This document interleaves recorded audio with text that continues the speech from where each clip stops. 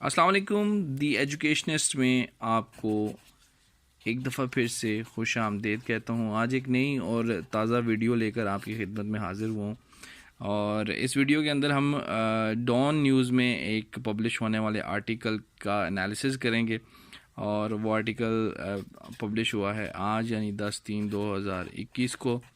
तो इस आर्टिकल में हमें इंडिया की सूरत हाल जानने का मौका मिलेगा। यूएस का थिंक टैंक है एक फ्रीडम हाउस, उसने अपनी एक एनुअल रिपोर्ट जारी की है जिसमें इंडिया को जो है वो फ्री कंट्री से पार्टली फ्री कंट्री का दर्जा दे दिया गया है और इसको जो है वो 111th प्लेस पर जो है वो रखा गया है आउट ऑफ 162 कंट्रीज़ जिनमें डेमोक्रेसी की सूरत हाल इंतहाई ख़राब है।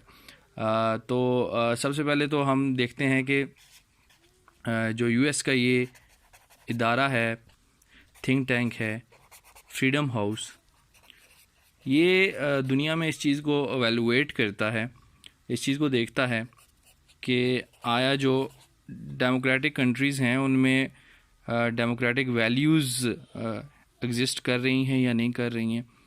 तो उस हवाले से ये मुल्कों की दर्जाबंदी करता है। तो इंडिया के लिए ये खासी शॉकिंग न्यूज़ है बिकॉज़ जैसे कि आपको पता है कि India claims to be a biggest democracy, secular democracy in this region. South Asia के रीजन में वो जो है वो सबसे बड़ी डेमोक्रेसी होने का क्लेम करता है। लेकिन जो इंडिया एक प्रोग्रेसिव डेमोक्रेसी की तरफ जा रहा था under the leadership of Manmohan Singh and Congress, Narendra Modi के आने से उसको काफ़ी धचका लगा है। तो इस रिपोर्ट में इन्हीं फैक्टर्स को डिलीनिएट किया गया है कि वो कौन कौन से फैक्टर्स हैं जिनकी वजह से इंडिया को जो है वो फ्री से पार्टली फ्री कंट्री का दर्जा दे दिया गया है। तो इसमें सबसे पहले जो हमें सूरत हाल मिलती है इस आर्टिकल में, जिसका टाइटल ये डॉन न्यूज़ में है, illiberal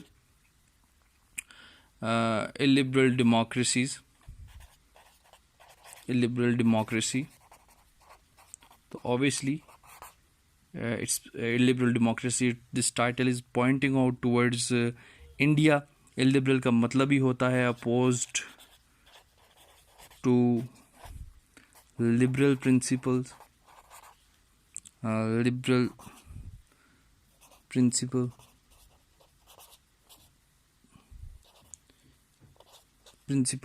such as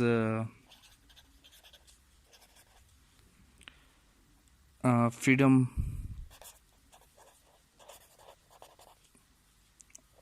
of speech, thought,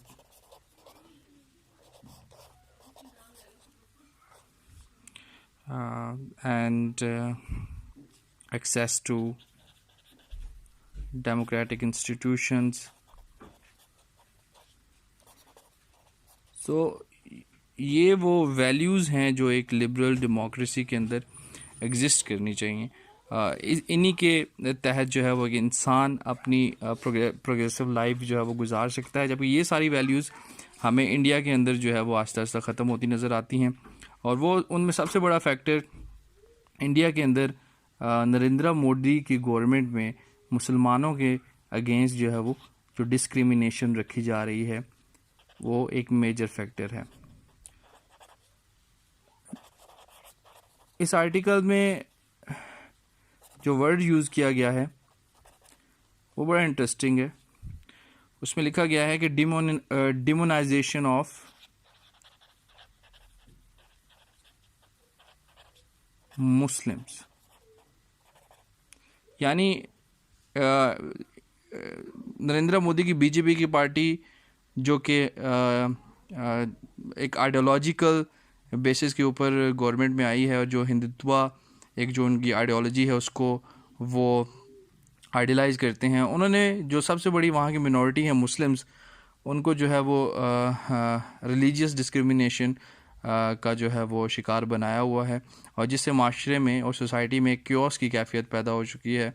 और काफ़ी सारे ऐसे इंसिडेंट्स मिलते हैं जिसमें जो मेजॉरिटी हिंदूज़ हैं वो मुसलमानों को जो है वो तशद्दुद या वायलेंस का निशाना बनाते हुए नज़र आते हैं। तो ये जो इंसिडेंट्स हैं ये मोदी की गवर्नमेंट के आने के बाद काफ़ी ज़्यादा हो चुके हैं। और फिर जो मोदी की गवर्नमेंट ने एक क्लेवरली डिवाइज्ड एक लॉ किया था, सिटीज़न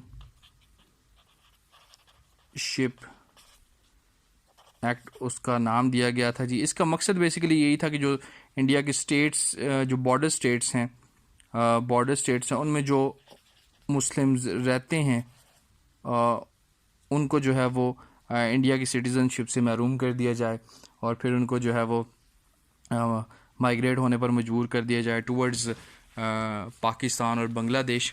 तो ये भी एक मेजर फैक्टर बना है इंडिया की जो है वो पुअर रैंकिंग का। ऑन अदर हैंड आजकल जो फार्मर्स का प्रोटेस्ट चल रहा है,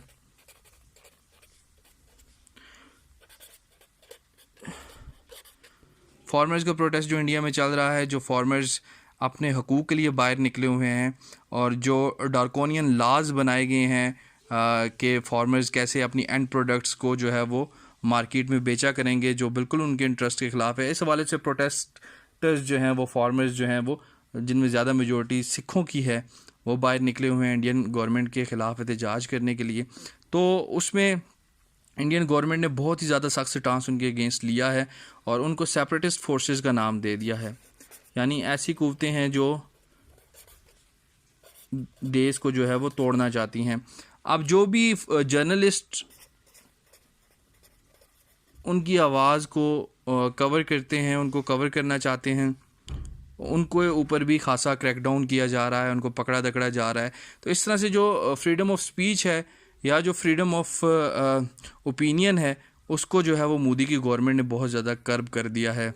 और सेम स्ट्रेटजी जो मुसलमानों के ख़िलाफ़ पहले अपनाई जा रही थी, वो जो है वो अब सिखों के अगेंस्ट भी वही वाली पॉलिसी रवा रखी जा रही है। यानी उनको बागी करार दे दिए जाए, उनको सेपरेटिस्ट करार दे दिया जाए और जो उनकी जेन्युइन डिमांड्स हैं, वो मेहनत करते हैं, ज़मीन खोदते हैं, उससे फसल उगाते हैं और एंड प्रोडक्ट जब बन जाती है तो उसका उनको उतना मुआवजा बिल्कुल भी अब नहीं मिलेगा, क्योंकि जो लाज मोदी की गवर्नमेंट बना रही है उससे ज़्यादा से ज़्यादा जो कॉर्पोरेट सेक्टर है, जो बड़े मोनोपोलिस्ट बैठे हुए हैं, उनको ही एग्रीकल्चर का जो है वो फ़ायदा मिलेगा, जबकि आम किसान जो है वो उसी तरह चक्की में पिसता रहेगा।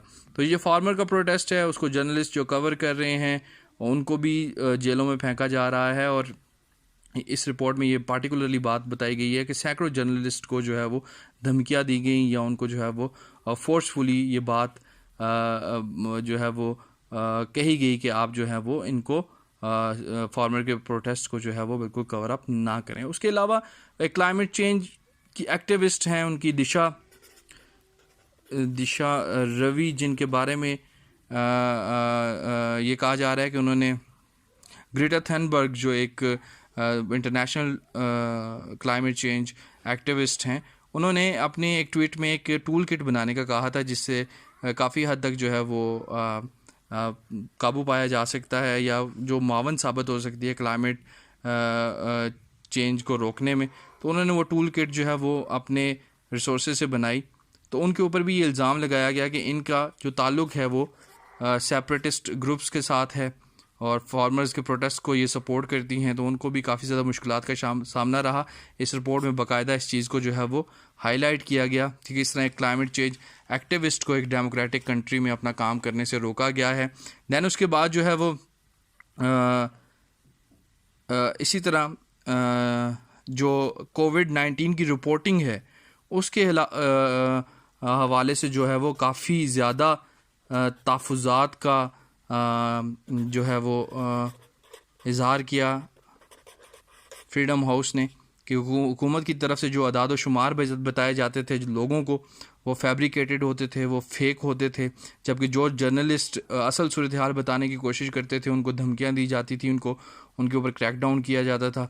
तो हुकूमत जो है वो कोविड-19 के हवाले से फेक रिपोर्टिंग करती रही है। तो ये जो है वो काफ़ी डिसअपॉइंटिंग बात इंडिया के लिए कि इतना बड़ा मुल्क हो के और इतने अहम इशू पे वो फेक रिपोर्टिंग करते रहे हैं, फेक अदाद शुमार जो है वो दुनिया को बताते रहे हैं। और इसके अलावा सबसे मज़ाइका खेज़ बात जो है वो इस आर्टिकल में भी लिखी गई कि गवर्नमेंट ने ऑफिशियली जो है वो एलिज किया मुसलमानों को, एक मिनॉरिटी को, कि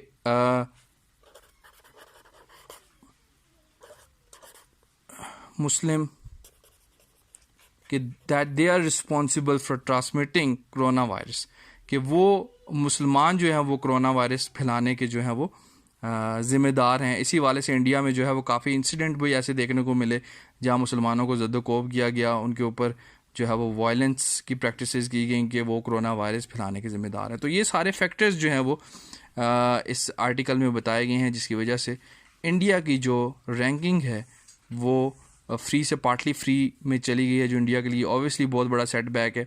और इंडिया इस रिपोर्ट को डिनाई भी नहीं कर सकता, क्योंकि प्रीवियसली जब इंडिया की रैंकिंग बेहतर बताई जाती थी फ्रीडम हाउस को, तो वो उसको चैरिश करते रहे हैं, अपने मीडिया में इसी इदारे की रेफरेंसेस देते रहे हैं कि हम बिगेस्ट डेमोक्रेसी हैं।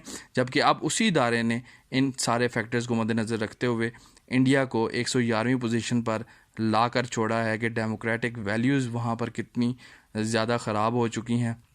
और मोदी की गवर्नमेंट आने पर जो है इंडिया में सब कुछ ही ख़राब हुआ है, उनका जीडीपी भी बहुत ज़्यादा डाउन हो चुका है। तो उस हवाले से भी वीडियो बनाएंगे, करंट अफेयर्स पर मैं और भी टॉपिक कवर करूँगा। तो चैनल को सब्सक्राइब कर लीजिए एंड मज़ीद वीडियो देखने के लिए बेल आइकन के बटन को भी दबा दीजिए। Thank you so very much.